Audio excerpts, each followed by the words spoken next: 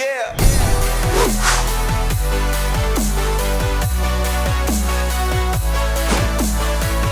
Welcome back to the Gridiron Expert. The second to last week of the season usually involves a lot of lopsided matchups. A lot of Power 5 schools playing FCS programs or lower Group of 5 schools in preparation for rivalry week. But this year, Week 12 is huge. It is huge. We have 5 big games right up here on the board. Ones that all have major conference title implications and a few that have college football playoff implications as well. And we are here to break down these 5 biggest games going into Week 12 and, of course, going to share our prediction for each one. So again, guys, welcome back to the Gridiron Expert. We're so glad you could join us today. As always, make sure to continue to like, comment, subscribe, and share our videos. And check out everything down in the description below. Everything down there in the description, guys, is for you. Help us help you by going over to MyBookie, using our promo code GridExpert, and getting a 100% sign-up bonus where they double your first-time deposit. So you're getting free money. Go take advantage of that. Go utilize our expert picks, some of the best college football and NFL spread picks in the country for one of the lowest prices in the entire country. Make sure to go take advantage of that this week, right now, so you can get our Week 12 picks. So you can take advantage of a series and a site that's hitting about 65% of its bets over the last 3 weeks.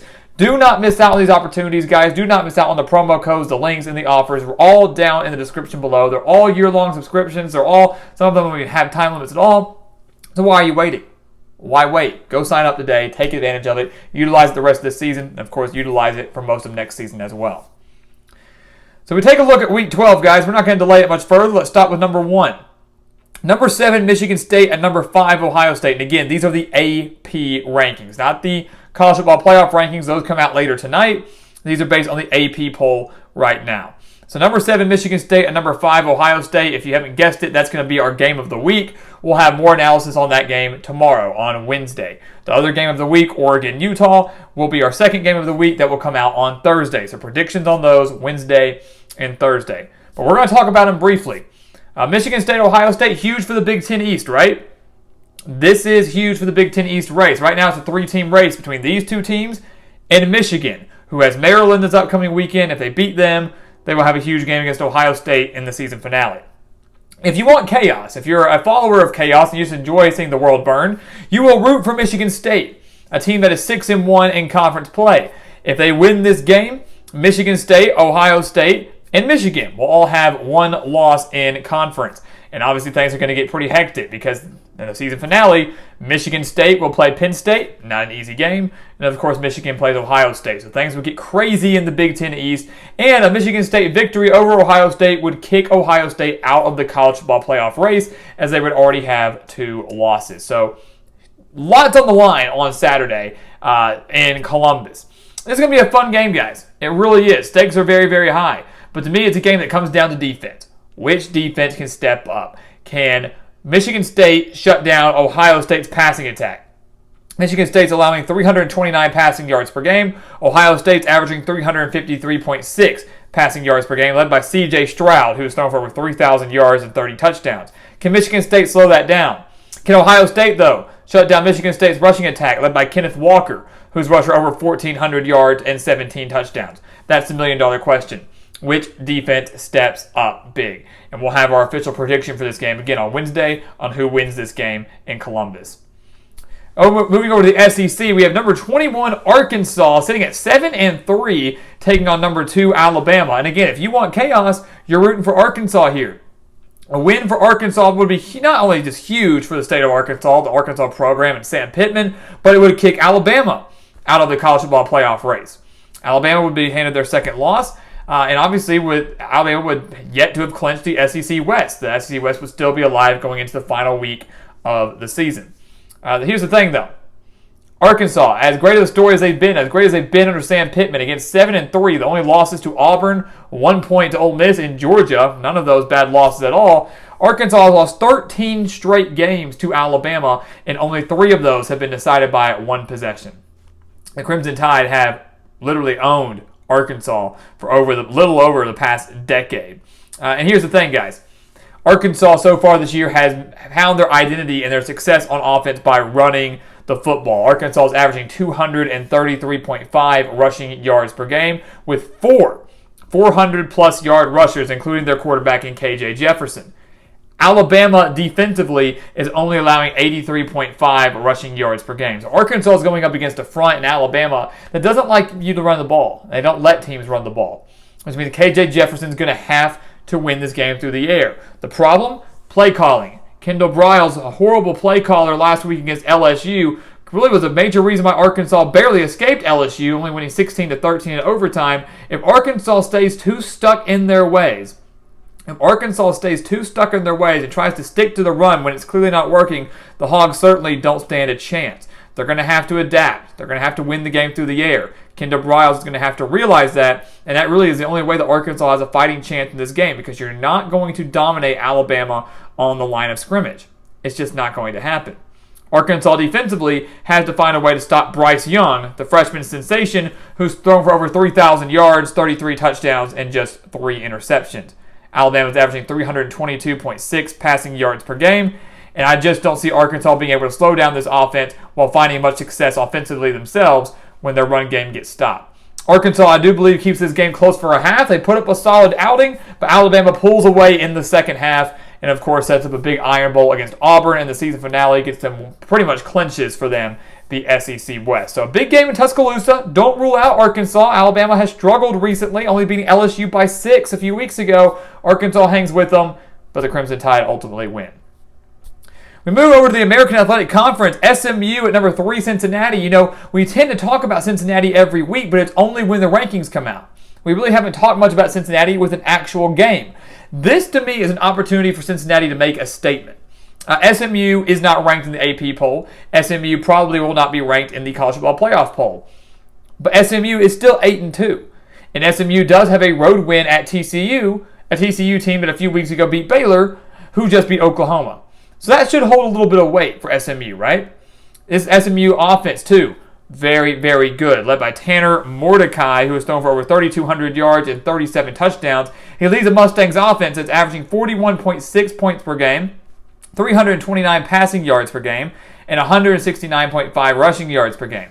This will be one of the toughest offenses that Cincinnati has faced, and let's keep in mind that Cincinnati lately has not been very impressive on the eye test. They haven't been beating opponents the way they should. They took care of South Florida last week relatively convincingly, won by 17? But, Navy and Tulane and Tulsa, guys like that, teams they should have been blowing out of the water, they haven't been. Do we really think they can do that now against a quality opponent in SMU? Probably not. We do think they beat SMU, because while SMU's offense is great, Cincinnati's defense may be even better. The Bearcats are allowing just 16.2 points per game, 164.4 passing yards per game, and 151.5 rushing yards per game. They slow down Tanner Mordecai and this passing offense of SMU. Cincinnati wins the game. They've got home field advantage on their side too, and a veteran quarterback in Desmond Ridder. All signs to me point to a Cincinnati victory. It's just a matter of how convincingly do they win this game. Is this where they wake up and win big against a quality opponent, or does SMU take the Bearcats down to the wire and possibly ruin their playoff hopes? We do think it's close, but Cincinnati does win this game. Final 2 games up here. Virginia at number 20, Pittsburgh. Huge game for the ACC Coastal. Pittsburgh, you win this, you got it in the bag. Virginia is 6-4 overall, 4-2 in conference play. Pittsburgh is 8-2 overall, 5-1 in conference play. So if Pittsburgh wins this game over the Cavaliers, they have won the Coastal. They are going to the ACC title game. Pittsburgh loses this game, though, and we have a very, very tight race, obviously, and the ACC Coastal will be decided in the final week of the season. So, huge opportunity for Pittsburgh to lock up the division now. Virginia, of course, trying to play spoiler. Here's the key. Brennan Armstrong, the quarterback for Virginia. He did not play last week against Notre Dame. Virginia fell to Notre Dame 28-3. They only mustered 278 yards of total offense.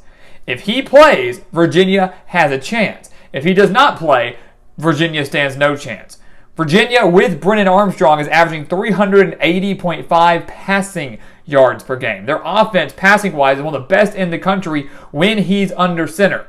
But without him, the Cavaliers are absolutely lost, and they are facing a very solid Pittsburgh defense. So if he's there, he'll test them. High-scoring game. Great quarterback battle between Brennan Armstrong and Kenny Pickett. If he's not, Pittsburgh's got it in the bag. And right now, we're not really sure what the status is on Armstrong. But when you look at Pittsburgh, though, Kenny Pickett's been playing out of his mind and continues to improve his draft stock every single week. He just outdueled Sam Howell last week in a thrilling Thursday night game in the pouring rain. Pickett has thrown for over 3,500 yards, 32 touchdowns to just 4 interceptions, and now faces a poor Virginia defense that's allowing 239.8 passing yards per game and 222.1 rushing yards per game. Factor in they're averaging or allowing 30.5 points per game. And I think this Panthers offense has a field day against the Cavaliers defense.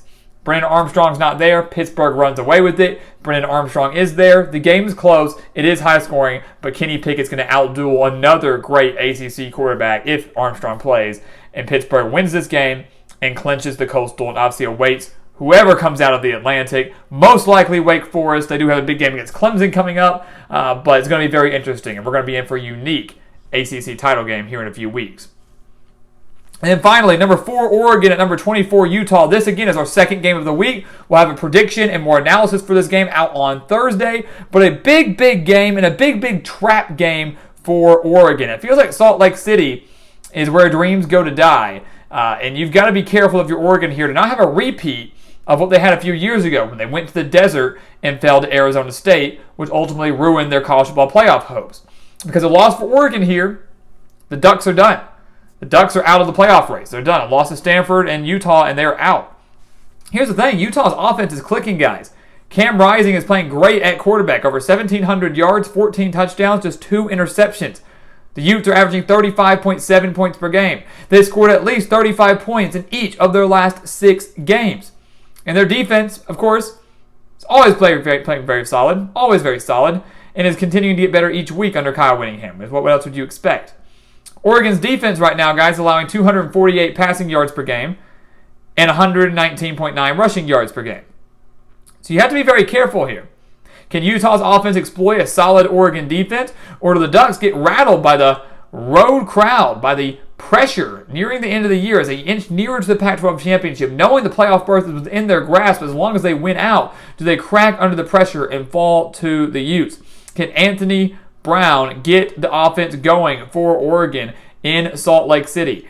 Big time matchup, guys. Big time trap game. Something that could greatly shake up the playoff rankings if the Utes get the job done. Again, we'll have our official prediction and more analysis on this game on Thursday. So there you have it, guys, your 5 biggest games of Week 12. Yeah, there are a lot of cupcake games in there, sprinkled in there. Don't pay attention to those. You need to pay attention to these. These have conference title implications. These have playoff implications. These are the games that you need to watch, and I guarantee you at least one of these games is going to result in an upset. So you need to keep your eye out on these 5 guys that will shape the rankings, shape the playoff picture and the conference pictures going into rivalry week, the final week of the regular season. And after that, it's conference championship, selection Sunday, and boom, we're into the postseason. So the season is flying by, guys, but we got to take care of Week 12 first. And it's a big one. And we've got our winners right here. So guys, as always, thank you so much for watching us here at the Gridiron Expert on YouTube. Make sure to continue to like, comment, subscribe, share our videos, and of course, check out everything down in the description below. Take advantage of our promo codes and our links and all of our partnerships. Go over to MyBookie. Get that 100% sign-up bonus. Get that double deposit down. Go sign up using our promo code GridExpert. Go sign up over on thegridironexpert.com for our expert picks. Use some of our picks, some of the best in the country, over on MyBookie and make even more money. Everything there, guys, is for you to use, and it's for you to use year-round. Yes, year-round. So take advantage of these opportunities, guys. Help us help you. Do not miss out. If you're missing out, what are you doing? You're throwing away free money. You're missing out on a great opportunity. So take advantage of it. That's what we want you to do. Give it a look. Sign up today. And once again, guys, as always, thank you so much for watching, and we'll see you next time right here on the Gridiron Expert.